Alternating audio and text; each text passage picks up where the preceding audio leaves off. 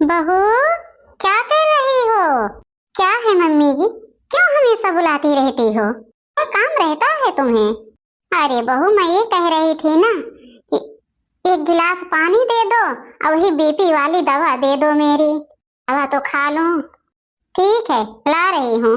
पता नहीं ये कब तक जिंदा रहेंगी। ये तुम्हारी है ना, मेरा पूरा जीना ही हराम करके रख दी है।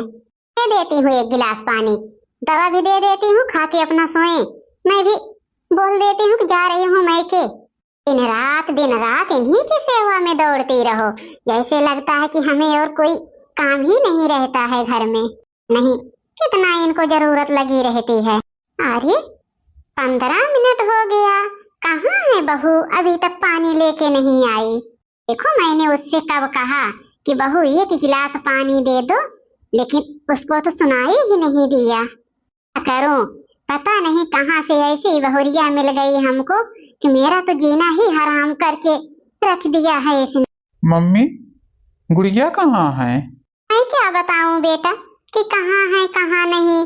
मैंने तो उनसे आधा घंटा हो गया पानी मांगा था बेटा। मैंने बोला कि बहू पानी दे दो और वही दवा दे दो बीपी वाला, मैं खा लूं। लेकिन बताओ, आधा घंटा हो गया, अभी तक पता नहीं कहाँ है बहू। ठीक है मम्मी, तुम बैठी रहो, मैं पानी लेके आता हूँ। मेरी बीवी एकदम जीना ही हराम करके रख दी है। सुबह से कोई काम नहीं करती है। ओ मम्मी, मैं आ रही हूँ। क्यों आप इतना परेशान हो रही हैं? ये मम्मी, मैं आके सठौरा बना दूंगी। क्यों आप इतना परेशान हो रही हैं सुबह सुबह? मैंने बोल दिया ना कि अभी मैं शाम तक आ जाऊंगी तो आ जाऊंगी। अरे बेटा, दामाद बाबू से पूछी हो? तो क्या करेंगे मम्मी, जब देखो तब दामाद बाबू से पूछी हो, दामाद बाबू से की हो।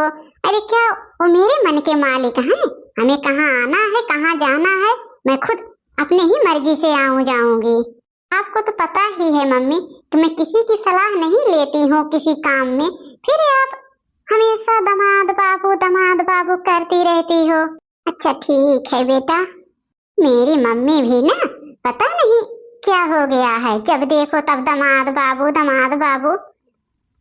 गुड़िया, तुम यहाँ बैठी हो आराम से? ये मेरी मम्मी तुमसे पानी और दवा मांगी थी, तूने उनको पानी और दवा नहीं दिया, आके यहाँ आराम से बात कर रही हो बैठ के। क्या है जी ना कि मम्मी के पेट में ट्यूमर था, उसी का ऑपरेशन हुआ है। वही मम्मी ने फोन कर दिया, मैं बातें करने लगी।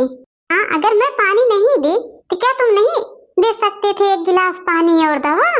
मैं तो पानी और दवा मम्मी को दे के आ रहा हूँ। रोहित जी, मैं ये कह रही थी कि मैं 1 महीना के लिए मम्मी के घर चली जाती हूँ। थोड़ा मम्मी की सेहत ज्यादा खराब है, ऑपरेशन भी हुआ है, उनकी थोड़ी देखभाल भी कर लूंगी। डॉक्टर ने बताया है कि थोड़ा सठौरा बना के खाओ, थोड़ी ताकत हो जाएगी। तो मम्मी को नहीं आता ये सब बनाने। मैं जा रही हूँ मैके, जाऊंगी ना तो सब अच्छे से बना बना के मम्मी को खिला दूंगी। बताओ गुड़िया, मायका तुम्हारा काम देगा कि ससुराल देगी? मायके में तो तुम्हारे 2 भाई हैं, 2 भाभी हैं। अरे तुम्हारी दोनों भाभी तुम्हारी माँ की सेवा नहीं कर रही हैं जो तुम जाके वहां सेवा करोगी? मेरी मम्मी के पास कौन है ये बताओ? मैं तो उनका इकलौता बेटा हूं ना। अगर तुम भी चली जाओगी तो मम्मी की सेहत का ध्यान कौन देगा यहाँ? कहीं जाने होने की जरूरत नहीं है। कल मेरे साथ चलना, मैं दिखा के लेके फिर चला आऊंगा वहां से। तुमको क्या लग रहा है जी कि मैं तुम्हारी मम्मी के चक्कर में अपनी मम्मी का सेवा करना भूल जाऊंगी? देखो, मैं कुछ नहीं सुनने वाली हूँ। तुम्हारी मम्मी है, तुम्हारा मन करे तो सेवा करो, नहीं तो अपनी दीदी को बुला लो। किस लिए है तुम्हारी 2 बहनें? अरे अभी कोई काम रहता है, नेग लेना होता है तो चल देती हैं दोनों लोग, और सेवा करने के लिए नहीं आ रही हैं। बुला लो, आके तुम्हारी मम्मी की सेवा करेंगी वो लोग, मैं नहीं करूंगी। पहले मेरा मैका है, फिर ससुराल है। तुम्हें क्या पता है, मेरा जन्म वहीं हुआ था ना, मैं वहीं पली बड़ी हुई हूँ। फिर मैं कैसे भूल जाऊंगी कि अपनी मम्मी की सेवा नहीं करने जाऊंगी। मैं जा रही हूँ, तुम्हारा मन करे तो सेवा करना, नहीं तो बुला लेना अपनी दोनों बहनों बहनों को आके करेंगी खूब सेवा।